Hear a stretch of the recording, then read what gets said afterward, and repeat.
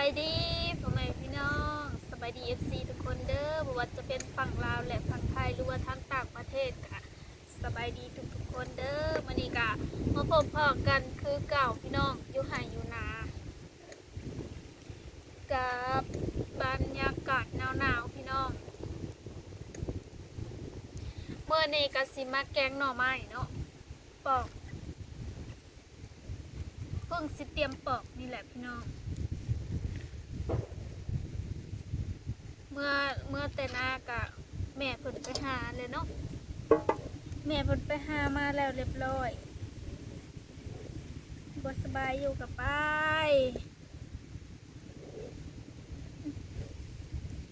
อันนี้ก็เครื่องซีสแกนโอ้ยน้ำมันยามนี่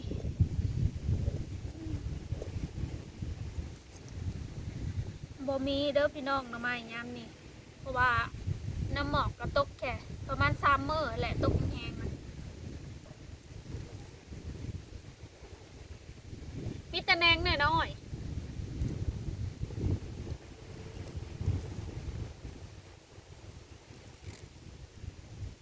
หนาวก็หนาวอลีอลอพี่น้องเอ้ย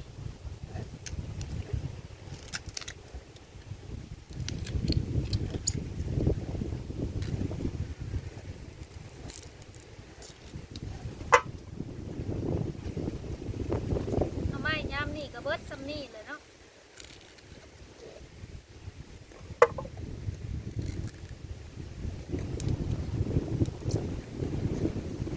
โอ้ยลมเลยกระเด็นกลางคืนยังลมแรงกว่านี้อีกว้าวเลย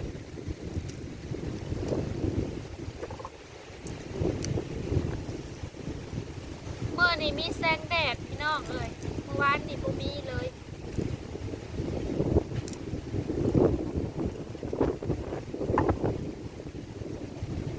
กล้องสปิวเลย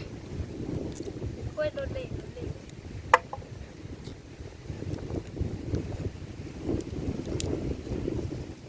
หมอกก็จะตีกโอ้ย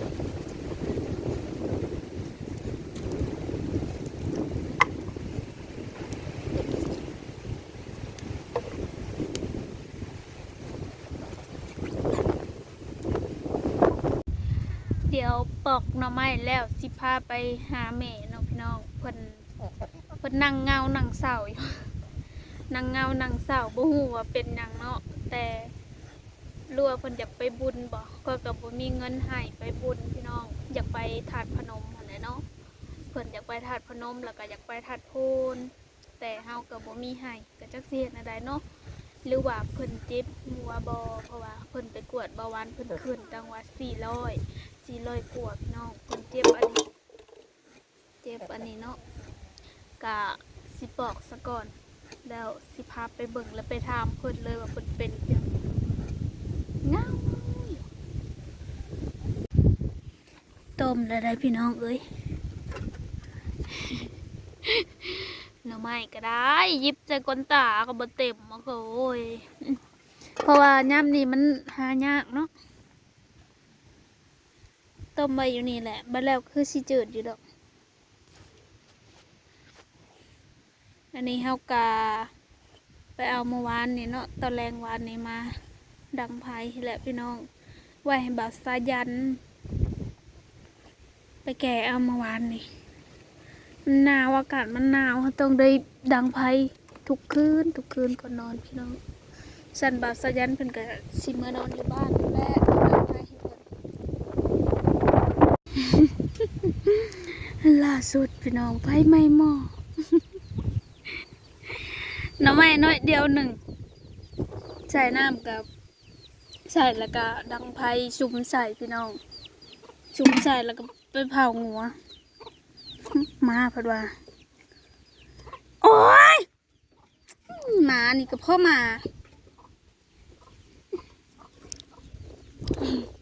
เป็นตะกินอยู่บ่บาดนี้เนาะไม่จนดำจะคือตอนนี้เพิ่นกำลังสิหย่องยานางใส่ไผ่ไม่หมอมจิบคมได้ไหม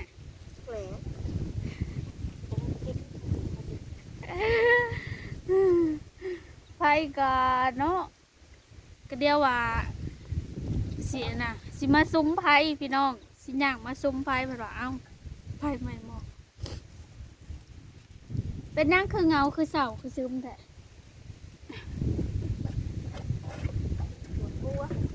เจ็บหัวเลยอยากไปบุญไปบุญกับบ่มีเงินล่ะพี่น้องเพราะว่าบุญอันธาตุพนมมาเด้ก็สิพร้อมกันกับอันอยู่ธาตุโพธิ์แน่เนาะไปกะโอ้ยเพื่อสิขี่รถขี่เรือค่ารถแต่บ้านเฮาพี่ไปกะเป็นแสนแหละ1,200,000บ่คือสิแม่น200แหละพี่น้องไปเพื่อค่าดอกค่าด้านอันทางนั้นอีกเบิด6-700ไปจักแถมมันปี้อันน่ะเพิ่นก็บ่ให้เฮียอีกเนาะเคยไปแล้วเทื่อหนึ่งก็ตั้งแต่ยังบ่ทันได้เฮ็ด YouTube พุ่นแหละพี่น้องไปก็บ่ได้อีหยังดอกได้แต่มะม่วงแล้วก็มาอุ้ยไปเลาะซื้อมะม่วงซื้ออยู่ลาวก็ได้คือกันนะมะม่วงจะสิไปบ่ไปมีเงินเท่าไรน่ะสิไป600ก็ไปแหละ ไปซื่อๆก็เพื่อฮอดภูกระเบิดแหละแถมบ้านเฮาไปก็ถือติบข้าวติบน้ำไปอีกแล้วพี่น้องเอ้ยเพราะว่าส่วนใดซื้อปูย่านมันแพงเนาะเพิ่นเจ็บหัวพี่น้องเอ้ยเบาหวานขึ้นประมาณเป็น400บัดเขาให้ยามากินเพิ่นบ่กินก็ขึ้นอยู่หั่นล่ะสำหรับหลายๆคนเนาะเพิ่นอยากมาอยู่แบบสิเอ้ยเห็นวิธีชีวิตแบบสิอยากมาอยู่จังซั่นจังซี่คือสิมีความสุขมันก็มีความสุขอยู่พี่น้องคันมีเงินใช้เนาะคือสิแหละเจ็บเป็นเอ็นอุ่นเฮาก็บ่ได้ไปหาหมอเฮาบ่มีเงินมันอันลำบากนำตัวเดียวอันนี้แหละถ้าเพิ่นมาอยู่ก็แบบมีเงินหลายๆก็อยู่ใช้ชีวิตไว้สิก็มีความสุขอยู่พี่น้องมันบ่มีความสุขบ่มันบ่มีเงินนี่แหละสำหรับบางคนเพิ่นว่าเงินบ่จำเป็นมันจำเป็นได้พี่น้องเอ้ยใครว่ามันบ่จำเป็นเนาะคือสิแลเจ็บไข้ได้ป่วยก็จะไปก็บ่ได้ไปเท่าแต่ซักยาไปเทื่อเดียวหนึ่งก็แล้วเนาะเฮ็ดได้ซะมันขาดคืนบัดนี้ก็สิได้ไปแกงหน่อไม้แห้งอันนะเพิ่นนั่นแหละบ่แม่นหน่อไม้แห้งหน่อไม้ไผไหม้หน่อยว่าร้านละสิหายหัวเนาะให้ต้มหน่อไม้ก็เห็ดไผ่ใหม่หม้อแกงเลยได้พี่น้องเอ้ยไผ่ใหม่ก็กินเห็ดได้จ้ะมันบ่มีเนาะได้บ่หลายเพราะว่ายำนี่อึดแห้งอลีหน่อไม้นะใส่ผักมือหม้อก็ทูบ่ออกซ้ำไผ่ใหม่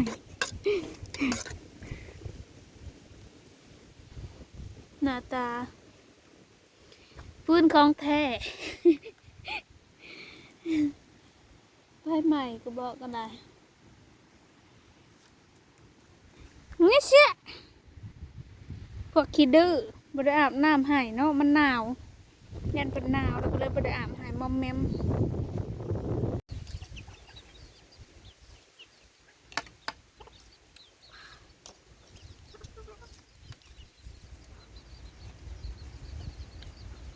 มาเด้อพี่น้องมาเด้อแกงหน่อไม้ไผ่ใหม่แห้งหายากแห้งใหม่มันกระแซบอยู่เถอะบักนี่ธรรมดานี่นี่แบบนี่อ่ะมากระซ้อหนังบางมันมหามันขึ้นมีทางแกงหน่อไม้แล้วก็ซุปหมดแดงแล้วพี่น้องซุปหมดแดงก็จะใส่หมดสิมันขึ้นมาอยู่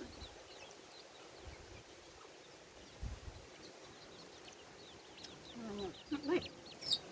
ติดพี่น้อง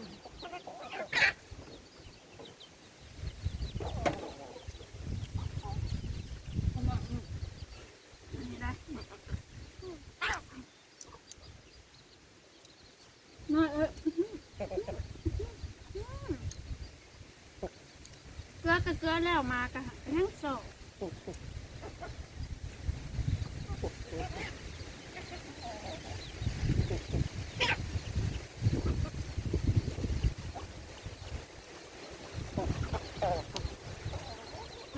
ไก่อีกแล้ว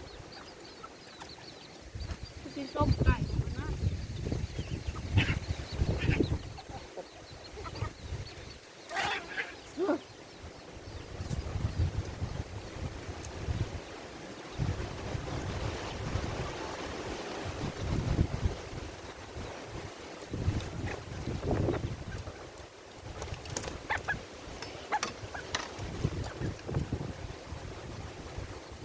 ปัดแกงหน่อไม้ใส่เบียร์ออก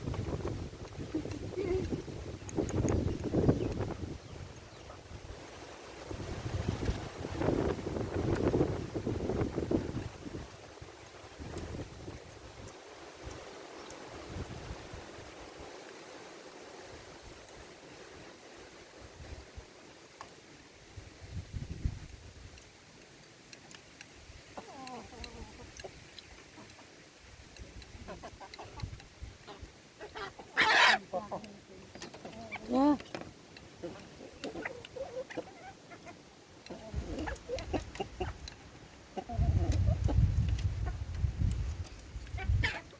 สุกหมดแดงก็ไม่ได้แช่เผ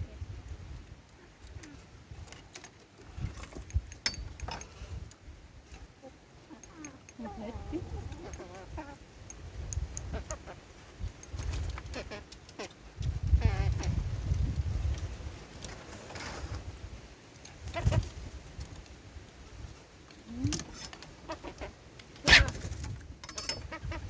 เขาจะกินไก่ตัวนี้เด้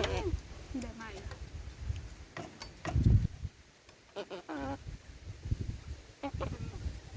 หนัก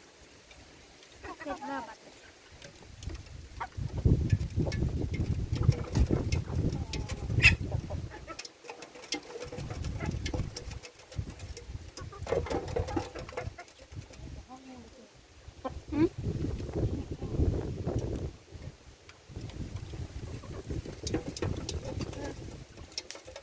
หนูก็ได้กดเยอะเลย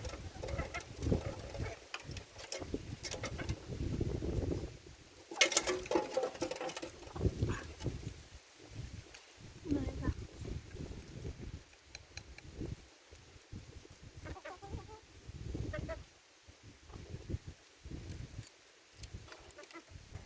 อาหารบ้านเฮาก็สิประมาณนี้แหละพี่น้อง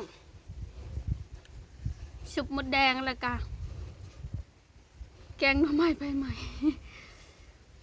ช่วงนี้มันมีบัวลายเนาะพี่น้องเลย